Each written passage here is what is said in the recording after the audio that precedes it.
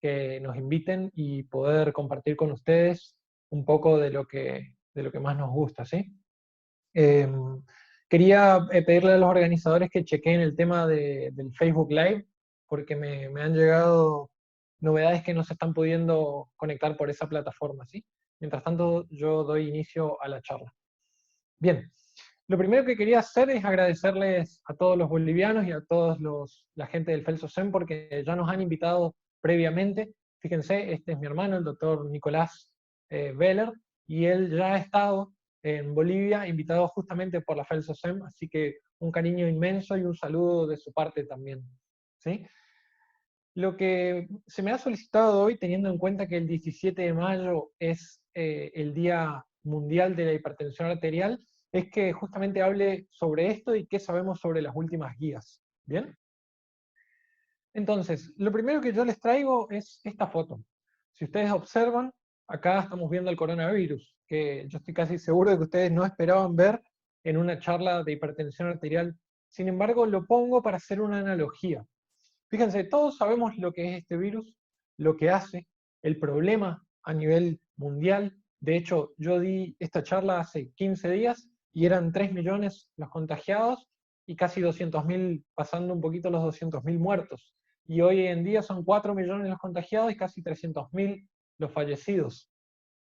Entonces, todos entendimos la importancia de este virus y tomamos una medida para combatirlo. Es decir, no nos saludamos más con las manos, no nos abrazamos, salimos lo mínimo indispensable de nuestras casas, eh, hemos tomado distancia social, estamos a más de 2 metros de las personas, utilizamos el transporte público de manera más adecuada. Sin embargo, cuando nosotros vemos otras patologías como la hipertensión arterial, pocos conocemos estas cifras. ¿Sí? Se dicen que actualmente son más o menos 1.000 millones de personas las que padecen hipertensión arterial. Y se dice que para el 2025, esto es dentro de 5 años, van a ser 1.500 millones de personas las que padezcan hipertensión arterial. ¿Sí? Y si ustedes quieren ver qué ocurre en Latinoamérica, bueno, fíjense, Latinoamérica y el Caribe, ¿sí? En el 2000, ¿sí? 60 millones de hombres y 55 millones de mujeres, y para el 2025, 102 millones de mujeres y casi de hombres, perdón, y casi 100 millones de mujeres. Y ustedes me dirán, doctor, pero esto seguramente está relacionado con que se prolongó la calidad de vida, la gente vive más de 80 años, antes se vivía menos, hay más medicación, y la verdad es que tienen razón, pero estas no son las cifras que a mí me asustan en lo personal. Lo que a mí me asusta realmente es esto otro. Observen, en este cuadro nosotros tenemos el total de las personas, ¿sí?, que se conocen hipertensas, es decir, del 100% de los hipertensos, solo el 65% sabe que tiene hipertensión arterial. ¿Bien? De esos 65%, solo el 50% se trata la hipertensión. Y de ese 50% que se trata, solo un 25% tiene hipertensión arterial controlada. ¿Bien? Entonces esto nos debe hacer pensar en el qué o en el por qué. Y me olvidé de decirle, pero en Dr. Veller nosotros siempre tenemos las costumbres cuando nos invitan a estas charlas, de que si comparten en su Instagram, nos etiqueten, así nos llega al nuestro y nosotros compartimos en nuestras redes sociales. De esa manera llegamos a más personas y también nos sentimos un poco más cerca de ustedes. ¿Está bien? Continuando con la charla, fíjense, entonces solo el 25% se controla. Fíjense lo que pasa con la muerte, ¿sí? Estas son las muertes de causa cardiovascular que se le pueden atribuir a la presión alta sistólica. Fíjense, Latinoamérica está entre, yo diría, el 40 y el 60% de mortalidad de causa cardiovascular atribuida a la presión alta. Y ustedes saben que la mortalidad cardiovascular es la primera en el mundo. ¿Sí? Este gráfico representa a las mujeres y fíjense que para los hombres las cosas no mejoran. De hecho, hay más colores rojos, es decir, 65-70%. Y esto tiene que ver de nuevo con esto. Todos conocemos al coronavirus y su implicancia. Sin embargo, la hipertensión arterial se ve más de esta manera, como un iceberg, donde nosotros, si vemos, vemos solamente la punta. Y eso sí lo vemos, ¿sí? Tanto la hipertensión arterial y sin dejar de lado el resto de los factores de riesgo. Me refiero a diabetes, dislipidemia, obesidad, sedentarismo, etc. Pero no estamos viendo qué hay debajo de la superficie. ¿Y por qué? Porque es una enfermedad silente. Es decir, el paciente hipertenso no suele tener síntomas. Y si tiene dolor de cabeza, habitualmente no es por culpa de la presión. ¿Sí? Entonces, al ser silente, nosotros no vemos el problema de las profundidades, y este problema tiene que ver con enfermedades cardiovasculares, me refiero a infarto agudo de miocardio, me refiero a disección de aorta, me refiero a enfermedad vascular periférica, me refiero a ACV, etc. ¿Sí?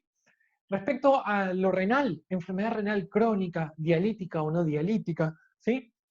AIT o ACV, etc. Es decir, tenemos una enfermedad que no solemos verla y que cuando la vemos, la verdad es que habitualmente estamos tarde, ya existe el daño. Entonces, han salido estas últimas guías, la guía europea de 2018 y la guía americana de 2017. Son las últimas internacionales disponibles.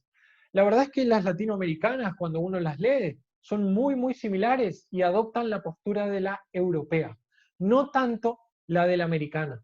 ¿Bien? Entonces vamos a hacer mayor hincapié en esta guía. ¿Coincidencias entre la guía americana y la europea?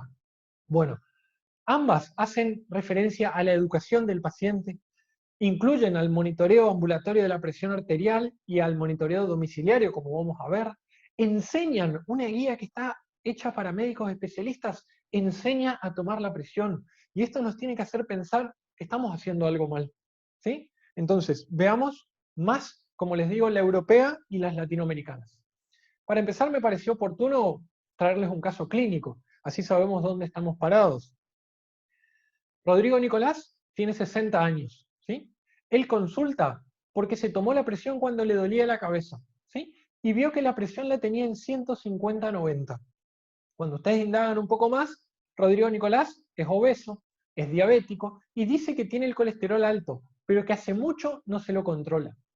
También dice que no tiene ningún antecedente cardiovascular, niega síntomas de insuficiencia cardíaca, niega síncope, dice que nunca sintió palpitaciones, que nunca tuvo dolor de pecho. De hecho, dice que camina habitualmente 2 kilómetros con su señora todos los días por recreación.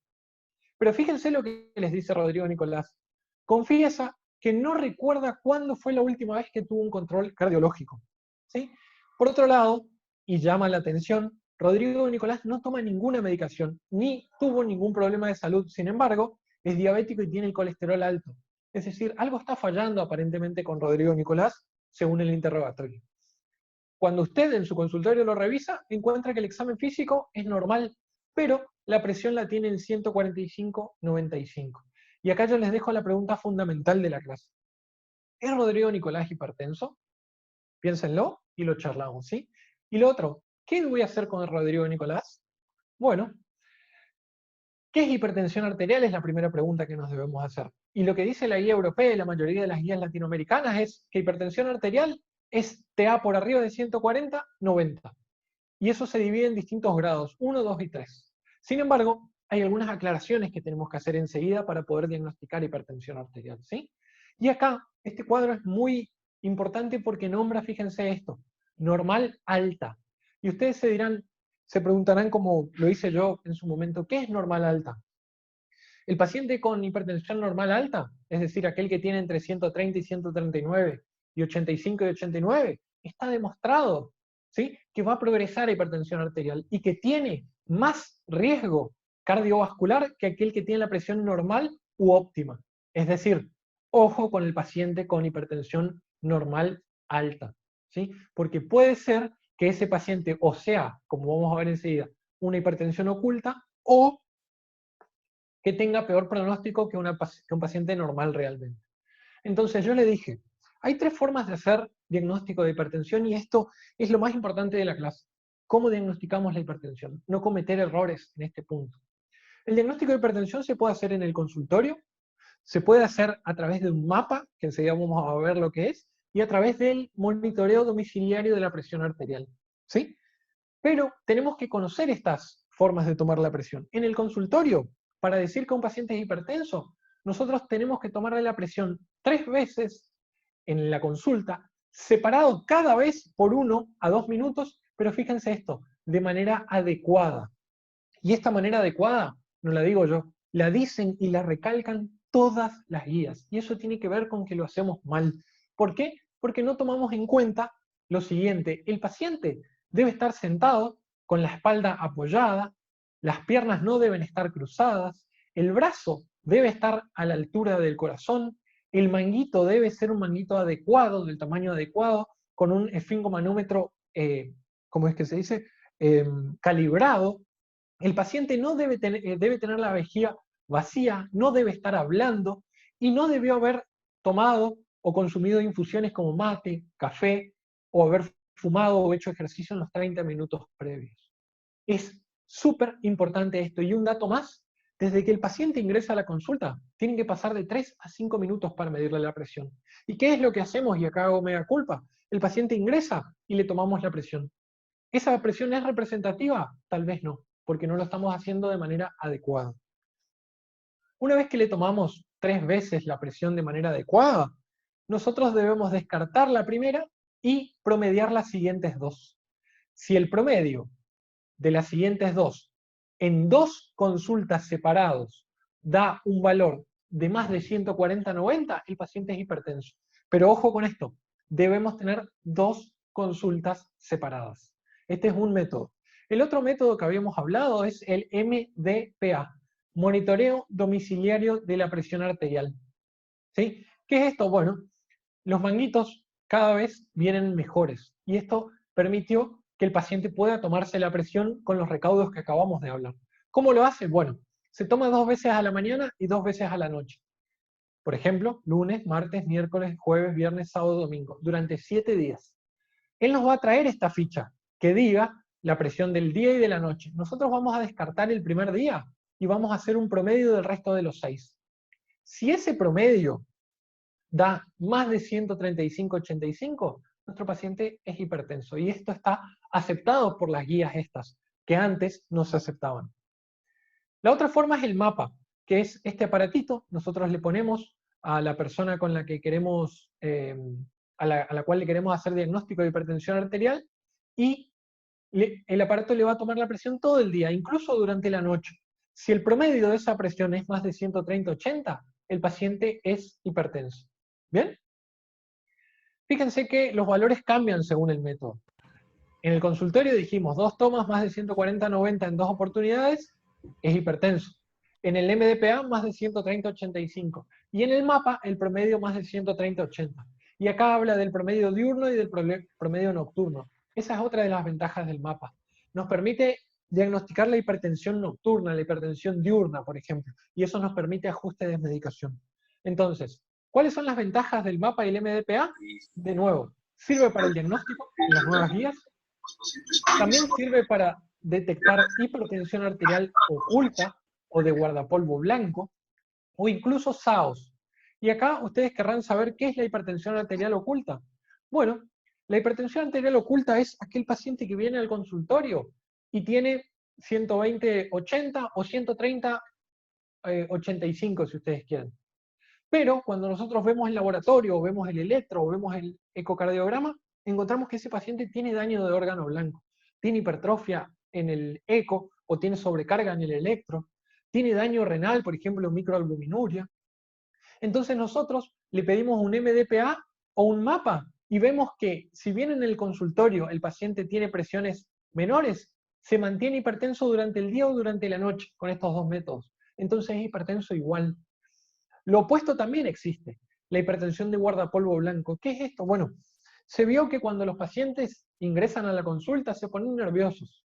Y ese nerviosismo permite que muchas veces diagnostiquemos hipertensión cuando el paciente no lo es. ¿Por qué? Porque está hipertenso en el consultorio por el nervio de la consulta, pero en su domicilio habitualmente está normotenso. Entonces, eso se llama hipertensión de guardapolvo blanco. ¿Cuál es el problema de la hipertensión de guardapolvo blanco?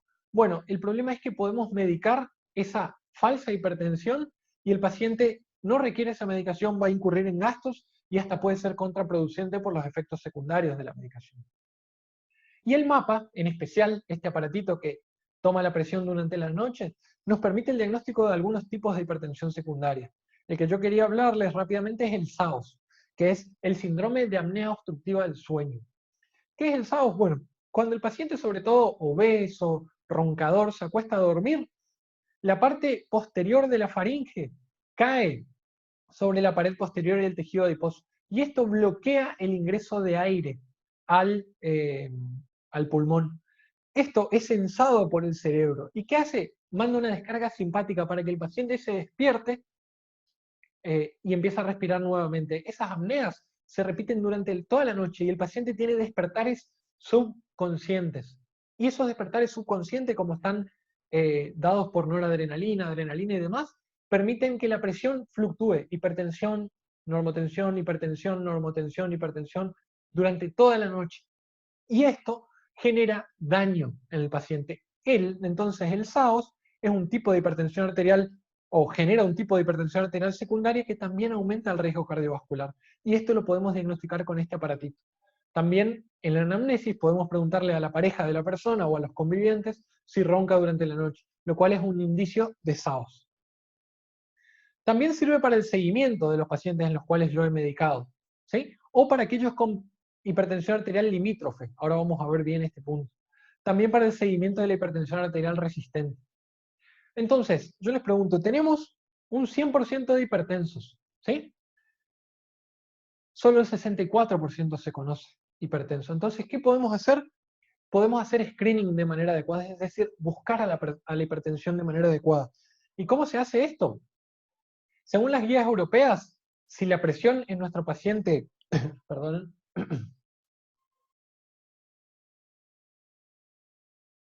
bien, si la presión en nuestro paciente es óptima, voy a repetir las mediciones cada 5 años, es lo que dice la guía. Si en cambio nuestro paciente tiene la presión normal entre 120 y 129 y 84 y 80 y 84, voy a repetir cada 3 años. Pero observen acá, normal alta, 130, 139, 85, 89, voy a repetir y fíjense, por lo menos, o sea, como mínimo, cada 1 año. ¿Y por qué?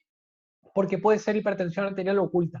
Si yo considero hipertensión arterial oculta, por ejemplo, porque vi un laboratorio, un eco, un electro o lo que fuera, voy a pedirle un mapa o un MDPA. Pero si no consideré hipertensión arterial oculta, voy a repetir porque estos pacientes pueden progresar. En cambio, los pacientes hipertensos, aquellos con más de 140-90, debo confirmar con una segunda toma o puedo utilizar el mapa o el MDPA. El MDPA, que es el monitoreo domiciliario de la presión arterial, yo no lo dije, pero el paciente cuando se toma en su domicilio la presión, se hace cargo de su enfermedad. Y él ve que si hace las cosas de manera correcta, mantiene buenos controles. Entonces, eso ayuda a la educación del paciente. Es otra de las ventajas del MDPA. Bien, respecto al tratamiento, y esto es fundamental, no es todo hipertensión arterial, por más que esto sea una clase de hipertensión arterial. Y de nuevo, lo dicen las guías. Las guías dicen que además de la presión, debo tratar la diabetes, el tabaquismo, la obesidad, la presión, el colesterol alto, la inactividad física y el estrés. Son todos factores de riesgo que comprometen la salud de mi paciente. Entonces, no alcanza con tratar la presión. Debo tratar el resto de los factores de riesgo, incluso el sedentarismo. Entonces el tratamiento se va a dividir en dos ramas, cambios en el estilo de vida y probablemente medicación con pastillas. Respecto al cambio del estilo de vida, está recomendado disminuir la ingesta de sal a menos de 5 gramos día. También está adecuado tener, es adecuado tener un peso normal, con un IMC entre 20 y 25. El ejercicio está recomendado y se va a adaptar a cada situación clínica del paciente. El abandono del tabaco es fundamental, fundamental. Y existen terapias que ayudan a la eliminación tanto cognitivo-conductuales como medicamentosas. Y la verdad es que son efectivas. ¿Bien? Moderar el consumo de alcohol, mejorar la dieta. Y acá cada vez se observan nuevas dietas, como la DASH, la mediterránea y últimamente las dietas respecto al ayuno intermitente. Es decir, debemos ofrecer y leer sobre el tema de las dietas. No es tan simple como comer pocas grasas y evitar la sal, ¿sí? Debemos conocer bien a fondo estas medidas para poder orientar a nuestro paciente.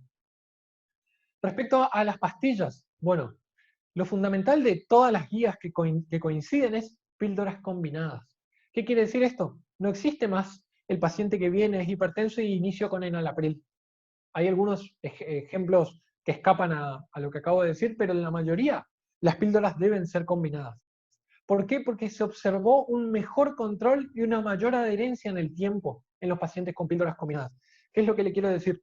Si ustedes hacen cardiología en algún momento, van a ver que los pacientes con problemas cardiológicos toman 6, 7, 8, 9, 10 pastillas al día. Entonces, si nosotros podemos darle una pastilla que tenga enalapril, amlodipina e hidroclorotiazida en una y con una toma diaria, ese paciente va a tener mejor adherencia y un mejor control. Y esto está demostrado. ¿Sí? Entonces la pregunta es, ¿cómo y cuándo trato la hipertensión? ¿Se acuerdan que solo el 25% controlaba adecuadamente? Esto tiene que ver con cómo y cuándo tratar. Cuando el paciente tiene una presión normal alta, que está entre 130 y 139, y 85 y 89, cambios del estilo de vida, fundamental. Pero yo puedo considerar drogas en pacientes de muy alto riesgo. Enseguida vamos a ver quiénes son. Y fíjense que no les estoy diciendo, denle pastillas. Estoy diciendo, puedo considerar drogas. ¿Bien? En la hipertensión grado 1, entre 140 y 159, 90 y 99, fundamental, cambios en el estilo de vida, pero en los pacientes de alto y muy alto riesgo, debo comenzar drogas. Sin embargo, en los pacientes de moderado y bajo riesgo, yo puedo intentar cambiar el estilo de vida durante 3 a 6 meses y si el paciente no mejoró, eh, empezar con drogas. Es decir, le puedo dar una oportunidad de bajando de peso, disminuyendo el consumo de sal, disminuyendo el estrés, etcétera, mejore la presión. ¿Bien? En los hipertensos grado 2, de nuevo, cambios en el estilo de vida, pero el tratamiento debe iniciarse con drogas sin darle el tiempo para que él pueda mejorar los factores de riesgo. Debe mejorarlos, pero debo iniciar las drogas inmediatamente. Y respecto a la hipertensión grado 3, además del cambio del estilo de vida y el tratamiento inmediato, bueno, acá entramos en el grupo de hipertensiones, tanto secundarias, la mayoría de las o gran parte de las hipertensiones secundarias, me refiero a aquellas que tienen una causa y se pueden solucionar, se expresan así, con hipertensiones muy altas. Pero también puede ser una urgencia o una emergencia hipertensiva. ¿Sí? El paciente puede llegar con esta presión y puede estar teniendo un infarto, puede estar con insuficiencia cardíaca, puede tener una disección de aorta, un ACV o lo que fuera. Y este tratamiento no hace a la clase, pero si ustedes quieren indagar más acerca del tema, nosotros en nuestro canal de YouTube, Dr. Beller, tenemos disponibles varias clases de urgencia y emergencia hipertensiva, como así también hipertensión arterial severa en la emergencia. Los invito a que si quieren indagar más sobre esto, nos visiten en el canal y miren estas clases, que la verdad que son bastante buenas en ese sentido para sacarle las dudas. ¿Bien? Y yo les hablé de riesgo bajo, moderados, alto, bla, bla, bla, pero no les dije qué es el riesgo bajo, moderado, alto o muy alto. Fíjense esta tabla. Ustedes dirán, doctor, pero yo esa tabla no me la voy a memorizar, de ninguna manera. Esta tabla solemos tenerla en el celular y solemos chequearla. Lo que sí sabemos es que algunos factores de riesgo predisponen más a que nuestro paciente sea por lo menos de alto riesgo. ¿Qué quiero decir? Por ejemplo, un paciente que tiene diabetes, ¿sí? Que tiene enfermedad renal, que tiene daño de órgano blanco, hipertensión en el eco, que tiene placas en la carótida, que ya tuvo una ACV, que ya tuvo un infarto, es un paciente que por lo menos es de alto riesgo. Y fíjense que con niveles de presión nivel 1, entre 140 y 159, 90 y 99, ya es de alto riesgo. Incluso si el paciente tiene enfermedad cardiovascular establecida, es de muy alto riesgo, incluso en los pacientes normales altos. Es decir, un paciente que se infartó y que tiene la presión normal alta es un paciente de muy alto riesgo. Debo tratarlo, debo tratarlo. ¿Bien? Entonces, recordar que la diabetes es un factor de riesgo fundamental y predispone a que el paciente sea como mínimo, moderado riesgo. Y después llevar consigo la tabla y estratificar. Y la pregunta que más frecuentemente nos hacen es, doctor, ¿y con qué drogas lo trato? Bueno, dijimos, fíjense, un comprimido con tratamiento inicial doble, es decir, no empiezo con enalapril solo, no empiezo con losartán solo, no empiezo con hidroclorotiazida solo. Empiezo con 2 drogas en una pastilla. ¿Sí? Esas drogas deben ser, ¿sí? Después cada caso en particular se verá, pero en general debe ser un inhibidor de la enzima convertidora de angiotensina, como el enalapril, o un antagonista de los receptores de aldosterona, como el losartán, más un bloqueante cálcico o un diurético, como por ejemplo la amlodipina o la hidroclorotiazida. Por ejemplo, iniciamos enalapril más hidroclorotiazida en un mismo comprimido. Yo puedo considerar monoterapia, ¿sí? Es decir, una sola pastilla en enalapril solo, en los pacientes mayores de 80 años. ¿Por qué? Porque en estos pacientes, si el control es muy estricto, yo puedo predisponer a caídas o a efectos secundarios más frecuentes.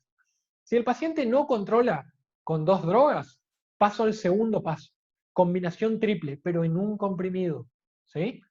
IECA o ARA2 más un bloqueante cálcico más un diurético. Y acá ustedes me preguntarán, doctor, ¿y los beta bloqueantes u otras combinaciones como hidralacina y demás? Bueno, si el paciente tiene otras cuestiones por las bloqueado, como por ejemplo insuficiencia cardíaca, infarto, yo puedo utilizar el beta bloqueante como tercera droga. ¿Bien? Sin embargo, si no tiene otras indicaciones, las drogas más adecuadas son estas. De nuevo, hay pacientes que se prefieren otras, pero en lo general, estas son las que se prefieren. Si el paciente no controló, voy a pasar a combinación triple y voy a agregar una cuarta droga. Esa cuarta droga suele ser la espironolactona o un bloqueador alfa. Pero lo más importante de esto es pensar en esto: hipertensión arterial resistente. ¿Qué es la hipertensión arterial resistente? Aquella que no se controla con 3 drogas que incluyan un diurético. Por ejemplo, IECA, ARA2, perdón, IECA, bloqueante cálcico e hidroclorotiazida. Si yo no controlé con esas 3 drogas, tengo hipertensión arterial resistente y tengo que ver qué está pasando. Si no es una hipertensión secundaria, etc. Entonces yo debo derivar a un centro de mayor especialidad para ver qué está pasando. ¿Bien?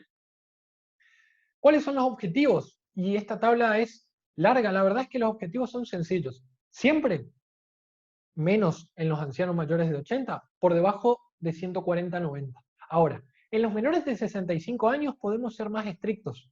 Podemos tener menor a 130, pero nunca menor a 120. Fíjense que la evidencia es robusta, 1A. ¿Bien? En los mayores de 65 ya no somos tan estrictos, nos alcanza con 130-140. En los diabéticos, si lo toleran, recuerden que eran de alto riesgo, menor a 130 de sistólica. En los enfermos cardiovasculares, menor a 130 si lo toleran.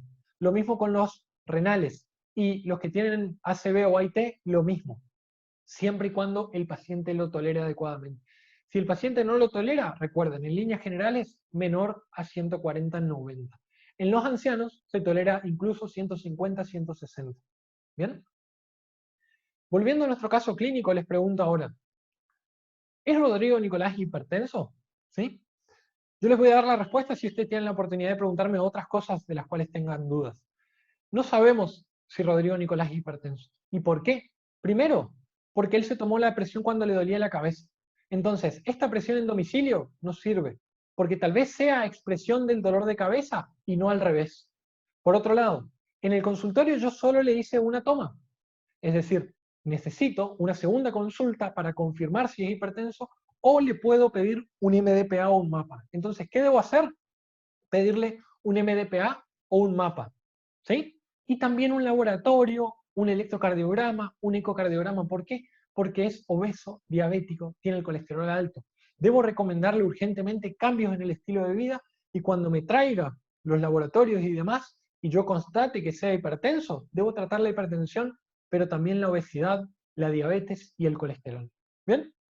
Por último, yo quería mostrarles en qué estamos en Dr. Beller. Nosotros estamos en esto, estamos creando nuestro propio sitio web que se llama Dr. Beller Med, en el cual vamos a tener una plataforma donde vamos a poder estudiar, tener exámenes, cursos, ¿sí? Es lo que se viene. Por otro lado, quería contarles que en Twitter nosotros pusimos varias encuestas y ustedes decidieron esta clase, que fue la clase de soplos cardíacos. Ni bien termine esta charla, yo voy a subir la segunda parte de la clase de soplos cardíacos. Recuerden que en nuestro Twitter ustedes pueden votar la clase que quieran. Y actualmente hay un sorteo para una clase privada para vos y tus 5 a 10 amigos. Solo tienen que participar en nuestro Twitter. En esta semana en Dr. Beller vamos a postear injuria renal aguda y novedades en el tratamiento de COVID-19. Esto está en nuestro Instagram para que nos sigan. Agradezco profundamente a la gente de Bolivia, del FELSOSEM, del REPEC, del SEM UPFT, etcétera, por esta invitación. Nosotros estamos muy honrados y muy contentos de poder colaborar y de que tengamos tan buena participación de parte de ustedes. Así que, sin más que decirles, espero las preguntas y les agradezco nuevamente a todos y en especial a Carolina, que fue quien se contactó conmigo. Muchas gracias, doctor, por la participación. Vamos a pasar a la ronda de preguntas, por favor. Todas las personas que quieran preguntar, al chat, por favor.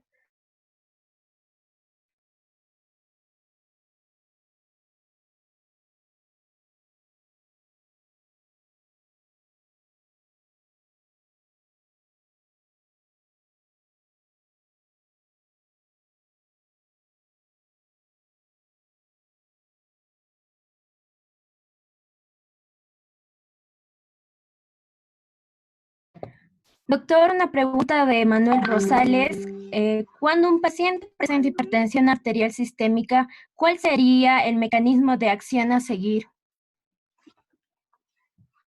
¿Me podrían especificar la pregunta? No la entiendo. ¿Qué hacer cuando un paciente es hipertenso?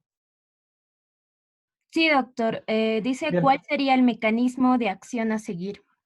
bien. El mecanismo de acción primero es educar al paciente, ¿sí?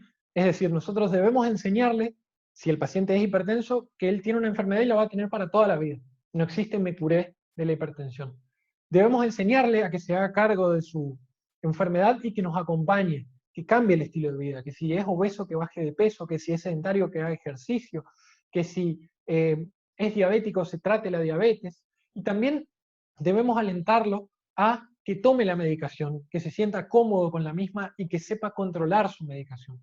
Por otro lado, los controles dependen de las sociedades, pero se suelen hacer entre 6 meses y al año. Al principio, cuando recién diagnosticamos, suelen ser más frecuentes, ¿sí? Y también debemos pedir algunos estudios para ver cómo está el corazón, para ver cómo está el riñón, etc. ¿Bien? Carlos Aidar pregunta, ¿los beneficios del ayuno intermitente es recomendable en qué personas sí y en qué personas no? Bueno, Carlos, es una excelente pregunta. Todo eso está en estudio.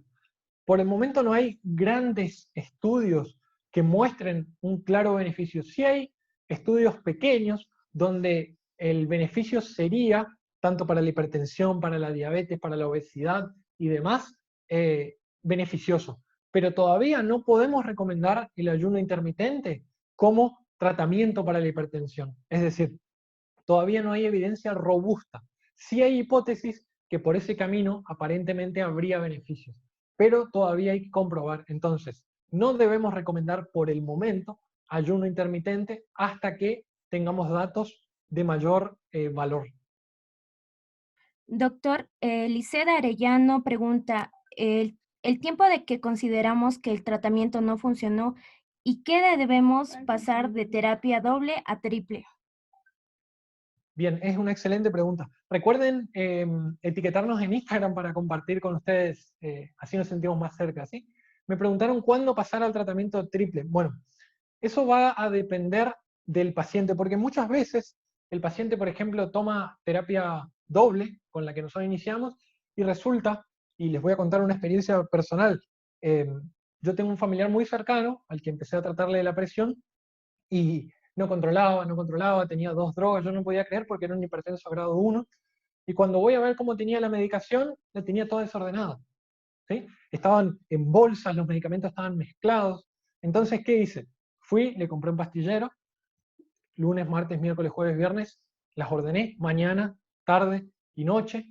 ¿Y qué pasó? El paciente controló la presión en 2 semanas. Entonces, muchas veces no está relacionado con el tiempo que yo tengo que esperar, sino con que el paciente cumpla los datos. Sin embargo, yo puedo esperar entre 1 a 3 meses para agregarle una tercera droga, ¿sí? Doctor, Lucía Medey pregunta, ¿cómo afecta a la larga los ejercicios de alta intensidad en la hipertensión arterial? Bueno, respecto al ejercicio, está demostrado, ¿sí? Por muchos estudios, que el ejercicio siempre es recomendable, ¿sí? Y se observó una baja entre 5 a 10 milímetros de mercurio de la hipertensión arterial. Pero el ejercicio produce hipertrofia ventricular. Pero a diferencia de la hipertrofia mala de la insuficiencia cardíaca, y les invito a mirar nuestra clase de insuficiencia cardíaca, en la hipertrofia del deportista no hay fibrosis, no hay tanta necrosis, no hay apoptosis de los miocitos. Entonces, sería beneficioso el ejercicio de alta intensidad y tendría, si bien cuando nosotros hacemos ejercicio sube la presión, a la larga, cuando uno ve el basal de descanso, el paciente tendería a bajar la presión. ¿Bien? Doctor, preguntan también, ¿cuál sería el mejor IECA que se recomienda para el tratamiento de hipertensión arterial? Bueno, esa es una excelente pregunta. Es una excelente pregunta. ¿Y saben por qué? Porque los IECA son todos iguales. Es decir, el IECA, la familia inhibidores de la enzima convertidora de angiotensina, tienen lo que se denomina efecto de clase. ¿Qué quiere decir el efecto de clase? Todos son beneficiosos. Yo puedo ocupar enalapril, puedo ocupar valsartán, puedo ocupar perindopril, puedo ocupar telmisartán, ¿sí?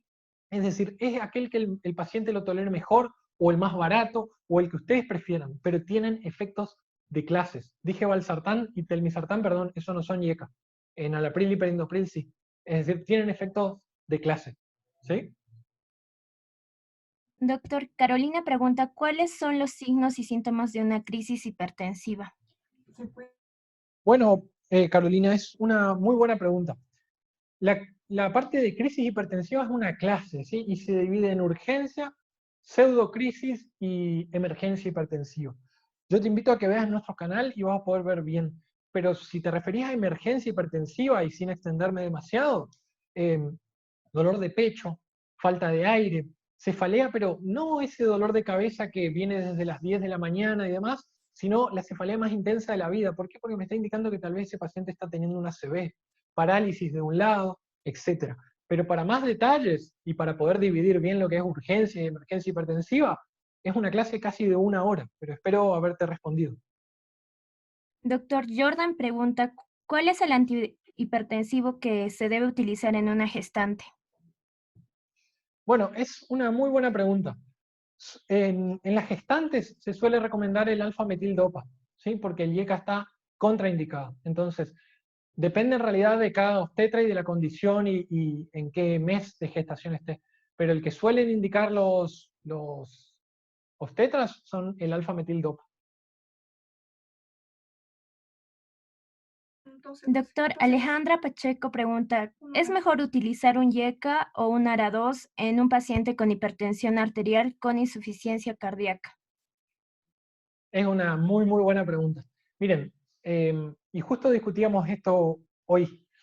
No hay diferencia, ¿sí? Tienen la misma evidencia los IECA y los ARA2 en la insuficiencia cardíaca, ¿sí? Pero se suele preferir el IECA primero y se deja el ARA2 como opción cuando no es tolerado, ¿sí? Por ejemplo, yo le doy enalapril, mi paciente tiene mucha tos, que es el síntoma más frecuente, se lo saco y le pongo un ARA. Ahora, el paciente que tiene un ARA2, como el losartán, por ejemplo, ¿se va a morir más por IC que el paciente que tiene enalapril? No, está demostrado que son lo mismo. Es decir, yo puedo empezar con un ARA2 si quisiera.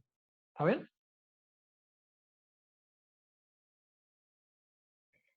Doctor Jocelyn Elizabeth pregunta, según las actualizaciones ¿qué recomienda iniciar terapia dual? ¿Qué hacer en el caso de un paciente que solo toma ARA2? ¿Se recomienda introducir otro fármaco?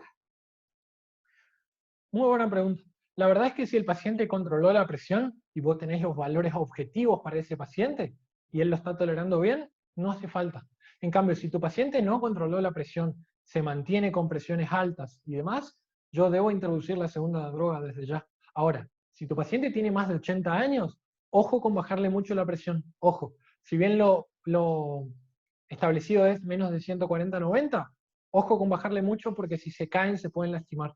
Entonces, la respuesta sería, si el paciente controló, déjalo así.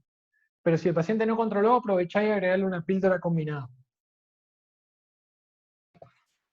Bueno, doctor, Andira Rodríguez pregunta, ¿cuál sería el tratamiento indicado para establecer una presión arterial adecuada? ¿Y cuáles son los antihipertensivos que no se deben combinar? A ver, casi todos los antihipertensivos se pueden combinar, menos los IECA y ARA2, aunque hay algunos lugares que dicen que se podría combinar, pero no es lo más frecuente en la práctica médica, ¿sí? Las combinaciones más frecuentes son IECA y diuréticos como la hidrocloro, o IECA más bloqueantes cálcicos como la amlodipina, o IECA más beta-bloqueantes, etc. ¿Y cuál era la otra pregunta? Perdón.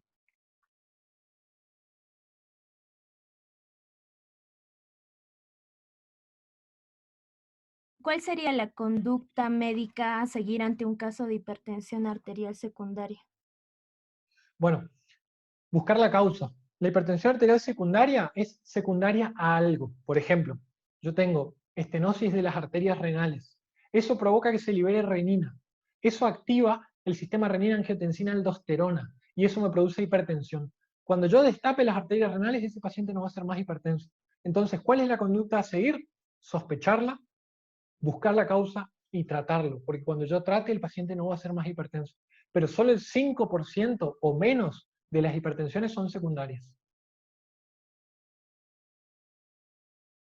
Doctor, la última pregunta, Roberto Chávez dice, en un paciente con enfermedad renal crónica secundaria a diabetes mellitus con hipertensión arterial, ¿qué recomendaciones usted nos pueda brindar para el tratamiento de estos dos pacientes? De estos pacientes, diré. Bueno, y ahí hay que ver si el enfermo renal crónico, qué cifras de creatinina maneja, si es dialítico o no dialítico. Por ejemplo, si el paciente dializa, yo puedo utilizar la droga que quiera. Y lo más recomendable para cuidar el riñón y el corazón y para prevenir la progresión es el IECA, ¿sí? Como droga. Ahora, si el paciente no dializa y tiene valores de creatinina que están en ascenso, yo, por ejemplo, no debo ocupar IECAS.